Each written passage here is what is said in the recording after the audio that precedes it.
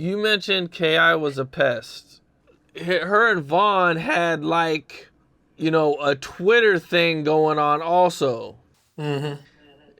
What was going on behind the scenes, of her being a pest and like the whole Twitter thing? Vaughn was the real Twitter pest. And she was too. Cause they lied about her, murdering all the people that she murdered. But she was one that was in the streets, and there was a time that we heard about her shooting at somebody. So she was out there trying to do what she was doing. K.I. was. And Vaughn was trying to do what they was doing. But they whole little liking that whole little playing thing, cause she probably was just talking to talk. But Vaughn wasn't talking to talk. But that's kind of like what we used to do back then, Cam. We used to be doing the little Twitter beef and the little Twitter parties, making jokes, talking about what we gonna do to each other. And a lot of us versus, I bet a lot of them, if they given the opportunity, they would have killed us just as well as what we was doing or would have done if given the opportunity. But Vaughn, that wasn't no game. It looked like a game, but that was really like a whole cat and mouse game. Of like, yeah, I like you, I want to date you, like let's go out. But whole time he trying to kill her. He wasn't playing her. It's people that really think that this man was attracted to her.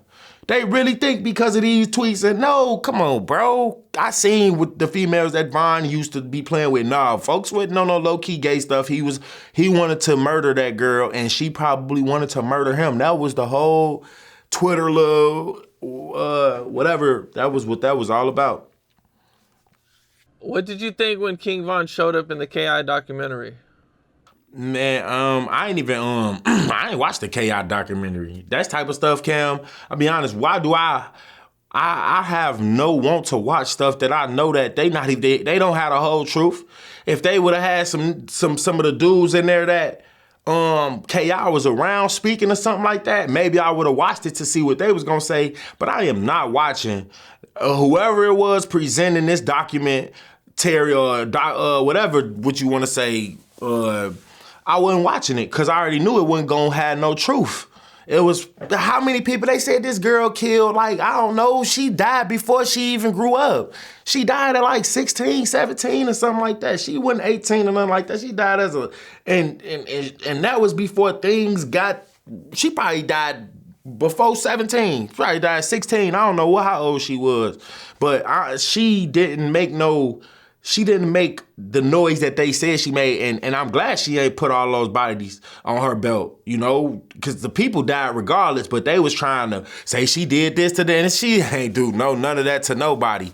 I remember those scenes like, like it was yesterday. It was she's probably younger than 16. I wish that I could, know for certain what age she died at, but I didn't watch that documentary because I knew it would have been all like assumption. That's all they be doing is assuming. That's all it is assuming, dog. I ain't watching that. When did you guys start to grow apart? Man, when we started to grow apart when him and T-Roy, I think it was a little bit after OD died, man. I think because after O died, man, I think them niggas really started, like, you feel me? Or maybe Toon. Maybe OD or Toon. Right? It had to be O. I think right there in one of them things, it ain't that we grew apart. It was just that them, like, everybody was virtually going down the same path, but it was some who was a little further down on that path. The path was to death, like Von would eventually get to, or even killing somebody else, which he did that as well.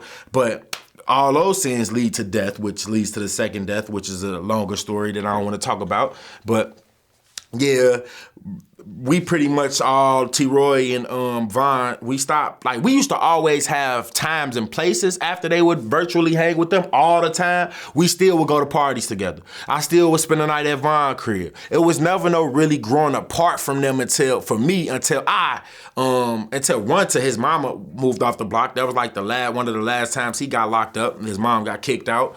And even then, you could literally go on Twitter and find a tweet where Von was saying like he was gonna come and pick me and Von up, which he did. One of the funnest days we ever even had or whatnot. But anyway, just like we ain't really never really fully grow apart. It was just they more so hung out with the big guys because, you know, the big guys was more on the type of time that they was trying to be on, which really was, they was on kill time. Them niggas was on kill time. And me, I liked guns and all that, and I ain't never had a heart to really want to kill a man.